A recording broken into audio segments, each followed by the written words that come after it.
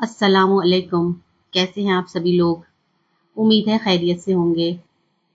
آج کا جو ہمارا ٹاپک ہے وہ خاص کر ماؤں کے لیے ہے۔ یہ اللہ کا بہت ہی بڑا احسان ہے کہ اللہ نے ہمیں ماں بننے کا اعزاز عطا کیا، اور یہ واحد ایسا تعلق ہے جو ماں اور بچے کے درمیان اس دنیا میں آنے سے پہلے ہی جڑ جاتا ہے، اور بچہ جب دنیا میں آتا ہے تو اس کے بعد بھی ماں اور بچے کا تعلق سب سے مضبوط اور گہرا ہوتا ہے۔ ماں کی گود بچے کی پہلی درسگاہ ہوتی ہے۔ ماں کا کردار بہت اہم ہوتا ہے بچے کی شخصیت کو نکھارنے یا بگاڑنے میں۔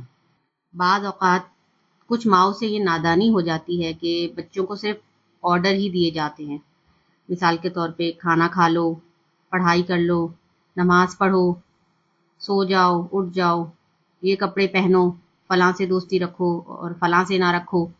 اس سے ہوتا کیا ہے؟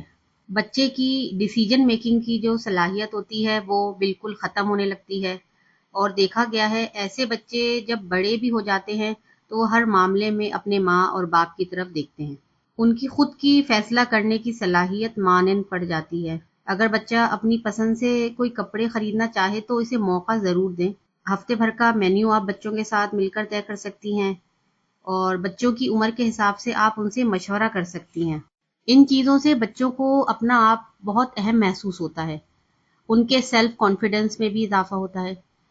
اس کے برعکس ایسا بھی ہوتا ہے کہ کچھ ماؤں کا خیال یہ ہوتا ہے کہ بس بچہ جو چاہ رہا ہے اس کی فرمائش پوری کی جائے۔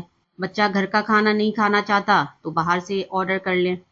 سارے گھر والے ایک کھانا کھا رہے ہیں اور بچے کے لیے کچھ الگ بنتا ہے۔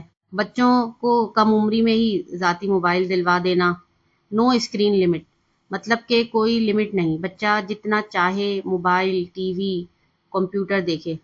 بچہ اگر 10 سال کا ہو گیا ہے تو نماز کے معاملے میں بھی کوئی سختی نہیں۔ بچہ اگر رشتہ داروں سے نہیں ملنا چاہ رہا تو اٹس اوکے، کوئی مسئلہ ہی نہیں۔ آپ نے بچے سے بات کرنی ہے اور بتانا ہے کہ بیٹا رشتہ داروں کے کیا حقوق ہیں، ہمیں آپس میں خوشی اور غمی میں شریک ہونا ہے، اس سے اللہ خوش ہوتے ہیں۔ یہ باتیں ہمیں اپنے بچوں سے کرنی پڑیں گی۔ بچوں کو حد سے زیادہ کمفرٹ زون مہیا نہیں کریں، یہ سراسر نقصان دہ ہے۔ بچوں کو ان کی عمر کے حساب سے کام کروائیں، اس سے بچوں میں احساس ذمہ داری پیدا ہوتی ہے۔ آپ بتائیں کہ بیٹا آپ صلی اللہ علیہ وسلم بھی اپنے کام جو ہے اپنے ہاتھوں سے کرتے تھے۔ سوچنے کی بات یہ بھی ہے کہ ہم کب تک اپنے بچوں کو کمفرٹ زون مہیا کرتے رہیں گے؟ ہم ہر وقت تو زندگی بھر ان کے ساتھ نہیں رہیں گے نا۔ اور ایسے بچے جنہیں من پسند ماحول بھی مہیا کیا جاتا رہا ہو، جب وہ پریکٹیکل لائف میں آتے ہیں اور انہیں چیلنجز کا سامنا کرنا پڑتا ہے تو انہیں شدید پریشانی ہوتی ہے۔ بس خلاصہ یہی ہے کہ اعتدال کا راستہ اپنانے میں ہی خیر ہے۔ اللہ تعالیٰ آپ کے لیے، ہمارے لیے، سب کے لیے آسانی فرمائے، ہمارے بچوں کو ہمارے لیے صدقہ جاریہ بنائے، آمین۔